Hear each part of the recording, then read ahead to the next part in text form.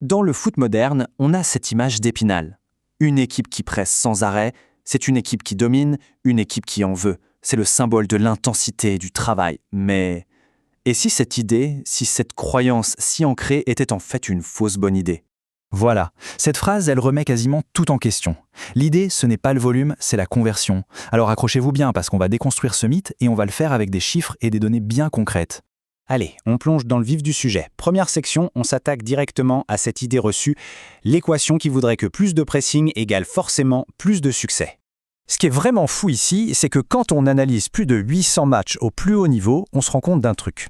Le volume, donc le nombre de fois où on essaie de presser, et l'efficacité, c'est-à-dire le nombre de fois où on récupère vraiment le ballon, eh bien ce sont deux choses bien différentes. Et parfois même, elles sont carrément opposées.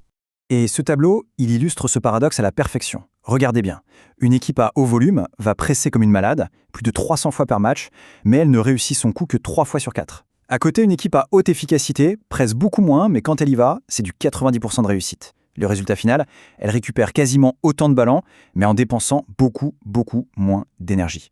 La clé, elle est là, l'efficacité. Alors comment on fait pour mesurer cette fameuse efficacité? Il se trouve qu'il existe une métrique, un indicateur clé, qui nous donne la solution à ce paradoxe. Et la voilà, l'ASRR, ou l'Activation Success Rate.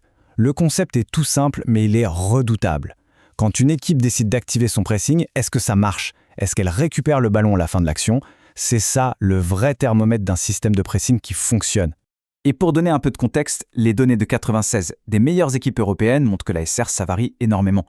La moyenne se situe aux alentours de 81%, mais l'écart entre les meilleurs et les moins bons élèves est juste colossal. Ce graphique, il parle de lui-même. D'un côté, on a des machines comme la Juventus ou Manchester City qui flirtent avec les 90% de réussite. C'est chirurgical, chaque pressing est optimisé. Et de l'autre, des équipes qui rament autour de 72%. C'est un monde d'écart. Et ce pressing qui rate, c'est vraiment le pire scénario. On s'épuise, on crée des trous dans son organisation, et à la fin, on ne récupère même pas la balle.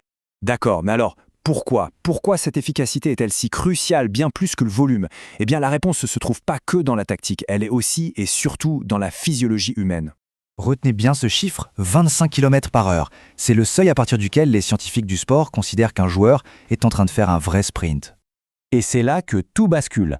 Pendant et juste après un sprint à fond, un joueur ne peut tout simplement pas traiter une information verbale complexe. Ce n'est pas de la mauvaise volonté, c'est physique. Son cerveau est entièrement concentré sur la production de l'effort maximal.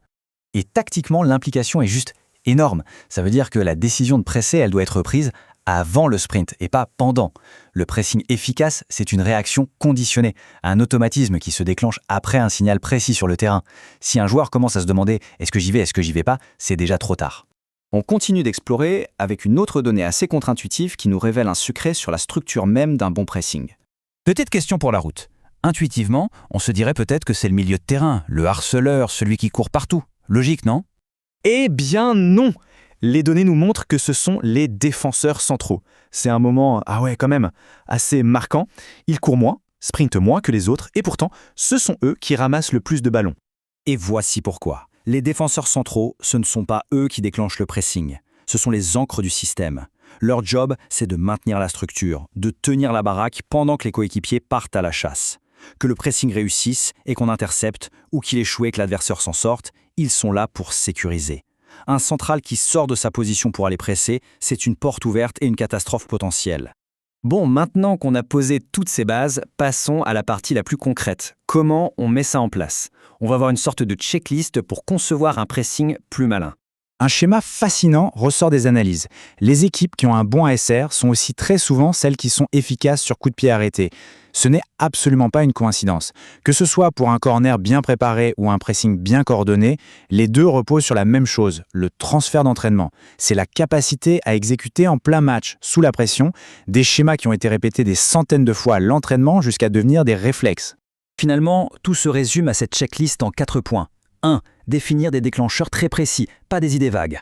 2. Assigner des rôles clairs et non des grands principes. Qui initie, qui couvre, qui compense. 3. S'entraîner encore et encore, jusqu'à ce que la réaction devienne en pur réflexe. Et 4, qui est tout aussi crucial, définir qui ne doit surtout pas presser, pour protéger à tout prix l'équilibre de l'équipe.